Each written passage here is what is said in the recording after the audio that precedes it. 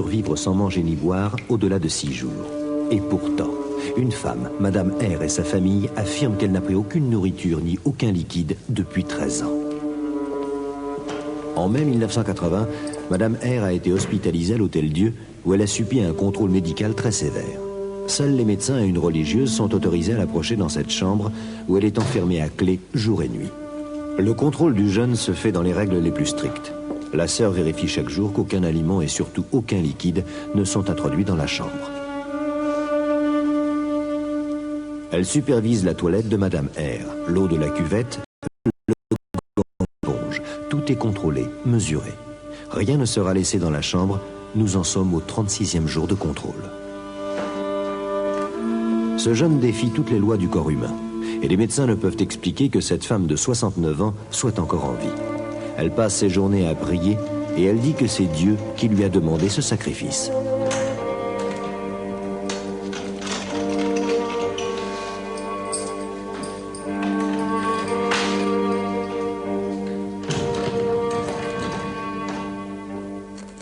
28 mai 1980, 36e jour de jeûne de Madame R. Et assisté ce matin à la toilette de Madame R et peut certifier que celle-ci n'a rien ingurgité, tant en aliments qu'en boissons, de quelque nature que ce soit. » On pourrait toujours dire, soyons sceptiques, ça n'est pas vrai ce qui se passe. Eh bien, il y a eu des contrôles rigoureux. Il y a eu 2 fois des contrôles de 6 jours qui n'étaient pas assez longs sans doute pour évaluer une abstention d'aliments solides, mais suffisants pour une abstinence hydrique. Et puis, il y a eu un 3e contrôle, beaucoup plus long celui-là, de 47 jours, où elle était enfermée à clé. Donc là, on peut affirmer qu'il n'y a pas d'explication naturelle de cet événement. Madame R a accepté de témoigner.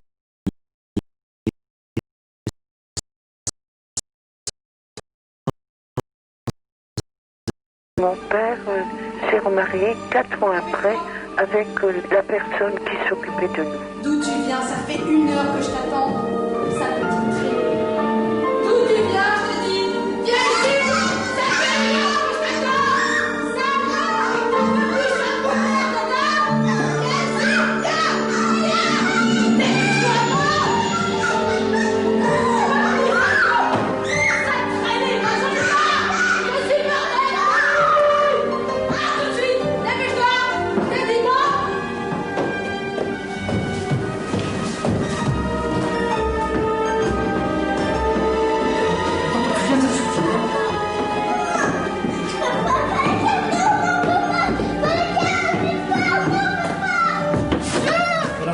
Je n'étais pas heureuse chez moi. Toute mon adolescence et toute ma vie en a été marquée jusqu'à ce que je sois vraiment adulte. Comme petite fille, je faisais déjà la relation entre ma souffrance d'enfant et la souffrance de Jésus.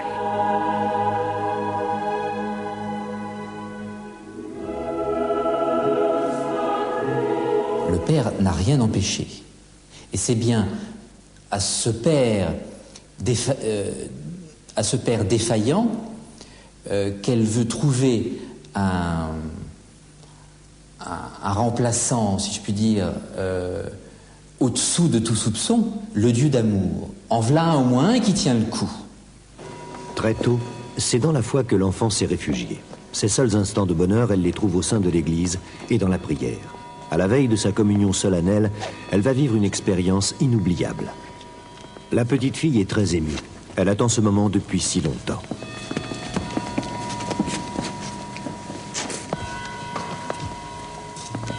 Tu vois Jésus dans l'hostie? Non. Regarde bien. Tu ne vois rien du tout? Non, je vois rien. J'ai vu la tête de Jésus dans l'hostie qui m'a regardé avec beaucoup d'amour. Je le voyais vraiment avec mes yeux, comme s'il était vraiment tout vivant devant moi. Et c'est là que j'ai compris que c'était une grâce que Jésus me faisait. Pour moi, toute seule. 6 ans ont passé. L'adolescente n'a pas oublié cette apparition qu'elle a interprétée comme un signe du ciel. C'est ce qui lui donne la force de supporter les cruels traitements que lui inflige sa belle-mère. Mais maintenant, elle a trouvé un ami. C'est le nouveau prêtre de la paroisse. Elle se confesse, il la comprend. Il l'écoute, surtout. Et tous les matins, elle se lève à l'aube pour pouvoir se rendre à l'église et confier sa détresse. Tu es là, mon enfant. Je t'attendais. Tu es un peu en retard ce matin. Viens, écoute-moi. Super. De plus en plus attiré par la mort. Je recherche la délivrance. Tout ça pouvait m'aider. Lève-toi.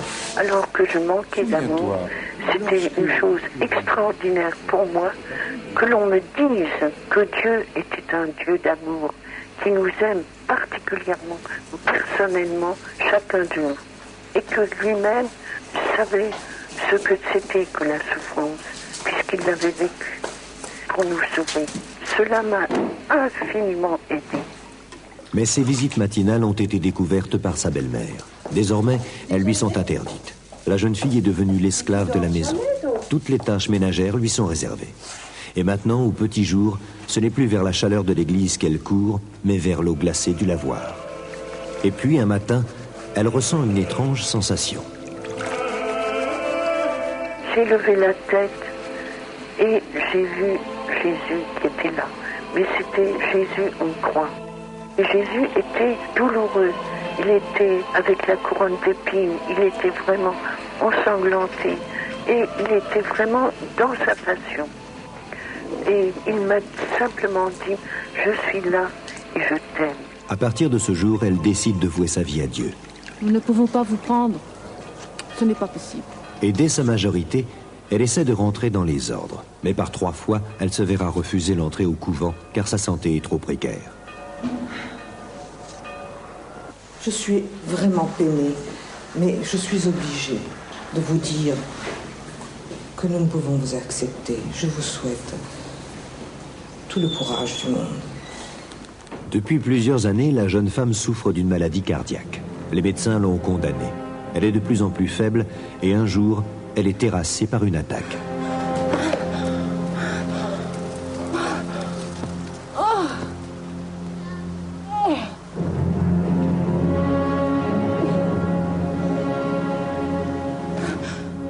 Elle sera hospitalisée, mais les médecins n'ont aucun espoir. En août 1938, l'un d'entre eux décide pourtant de faire une ultime tentative. Arrivé à Lourdes, j'avais vu 5 docteurs qui m'ont examiné et tous ont dit que j'étais mourante et que je ne reviendrais pas vivante à l'hôpital.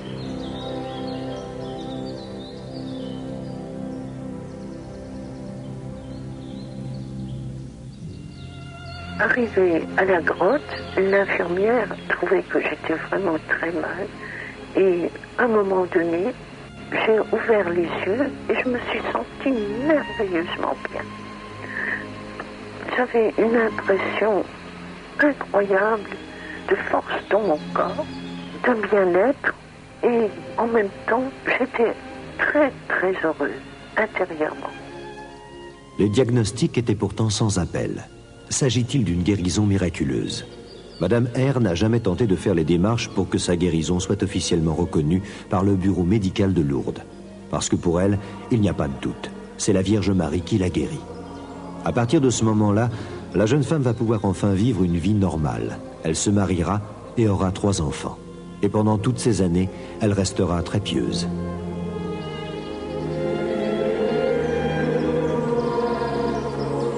Madame Mère est extraordinairement ordinaire, qui a décidé de se marier, qui a fait un vrai mariage d'amour, qui a eu des enfants. Enfin, elle a une vie très, très ordinaire, enfin, de famille chargée. Le ménage n'était pas très riche, elle faisait de la couture pour un magasin de haute couture, parce qu'elle était très habile, ça renflouait le budget, etc. 30 ans ont passé. Les enfants ont grandi et ils ont quitté la maison. Madame R décide alors qu'elle peut de nouveau se consacrer à Dieu et à la prière. C'est en 1975 que va commencer ce phénomène incroyable. Madame R va totalement cesser de s'alimenter. Le Seigneur lui a demandé de ne plus rien manger ni boire, absolument rien, voyez-vous. Alors, vous voyez les histoires que ça fait dans sa famille. On dit, mais enfin, mange, c'est ridicule, c'est complètement fou. C'était complètement fou. Il faut manger. Il y a 3 jours que tu n'as rien pris, allez. Tu vas t'affaiblir sans ça, tu sais. Allez, mange bien. Ce que je voulais par-dessus tout, c'est de faire plaisir à Dieu, parce que je l'aimais énormément. Et pour moi, le jeûne, c'était une réponse d'amour à une demande d'amour de Dieu. Et tu as tout mangé, hein? Le jeûne est arrivé le 5 novembre 1975. C'était assez étrange, le fait de ne pas m'alimenter, et je ne comprenais pas tout de suite.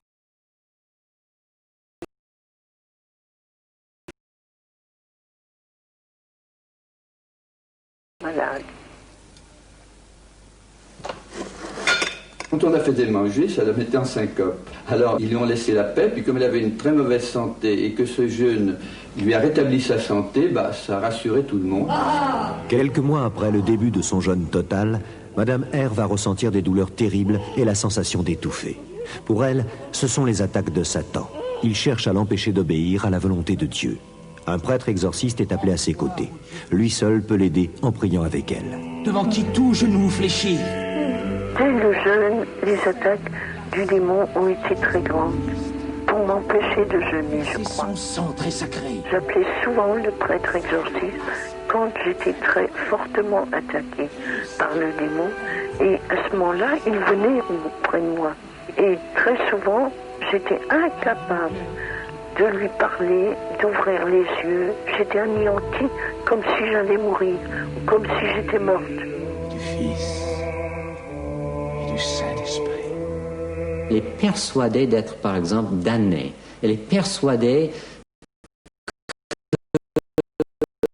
que seul l'enfer existe pour elle. Ah, mon père, je vous attendais. Je vous espérais. Une détresse terrible s'est emparée de moi. Le diable ne supporte pas cette relation d'amour entre Dieu et Madame R. Donc il fait tout pour que Madame R cesse de jeûner, car elle vit sans manger ni boire depuis des années, qu'elle cesse de prier, qu'elle cesse d'aimer. Le Saint-Esprit fera tout en vous. Joignez-vous à moi dans une oraison nouvelle. Le guide spirituel, la sortie d'affaires, parce que les gens qui vivent ces expériences spirituelles profondes, souvent ils ne sont pas compris. C'est une épreuve qui est morale, mais c'est ça le plus grave.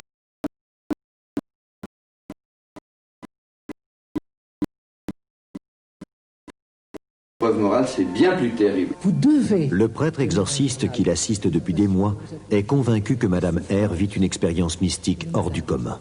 Et il la persuade de consigner dans un journal tous les moments exceptionnels qu'elle traverse. Au monde, votre témoignage, mon enfant. L'amour est ma vie et ma demeure. Me convertir à fond, chaque jour jusqu'à ma mort. Prière incessante, oubli total de moi-même. Mais les moments de répit sont rares. Et Madame R ressent de plus en plus souvent des douleurs violentes et des attaques contre sa foi. Son amour de Dieu est mis à l'épreuve, mais elle ne faillira pas. Pourtant, le combat est terrible et la souffrance physique réelle. Elle va vivre également la passion du Christ, ressentant au plus profond de sa chair des stigmates invisibles qui la meurtrissent.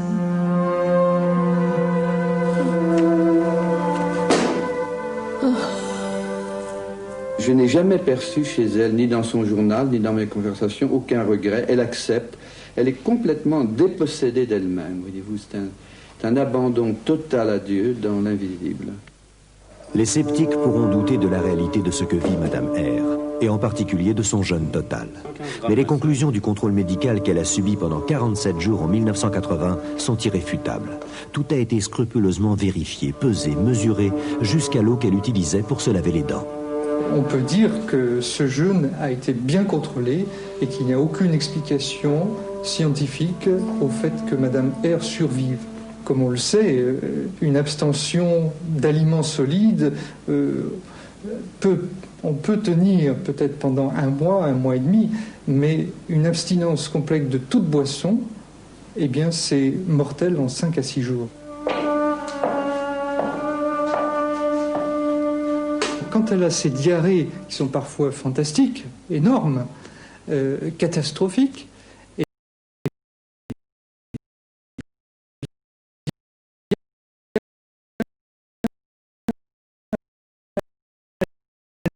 du poids. Et comme notre poids est représenté par 2/3 environ d'eau, eh bien, oui, pour prendre autant de poids, il faut avoir de l'eau. Donc c'est déconcertant. Et il faudrait supposer alors qu'il y ait comme une matérialisation d'eau chez elle. Elle se nourrit psychiquement. Elle est hors corps. Elle est hors son corps. Et à partir de ce moment-là, la physiologie, qu'est-ce qu'elle peut dire de tout ça? Elle n'est plus qu'un corps psychique, si on peut dire. Alors, les médecins, bien sûr, vont essayer de la tirer du côté de la physiologie en faisant des mesures, mais elle est hors corps. Elle a été détruite en tant que corps. La seule nourriture que Madame R peut supporter, c'est l'hostie. Ses proches affirment qu'elle n'a rien bu ni mangé d'autre depuis 13 ans. Aujourd'hui, cette femme au destin exceptionnel vit toujours en France. Elle a 82 ans. Le fait qu'elle soit en vie est un défi à toutes les lois physiologiques. Y aurait-il une explication psychologique? Et les souffrances, ainsi que le jeûne de Madame R, ne seraient-ils que les conséquences d'une enfance persécutée? Pour elle, c'est Dieu qui a permis ce sacrifice suprême afin que sa souffrance serve à aider les autres. Voilà donc à travers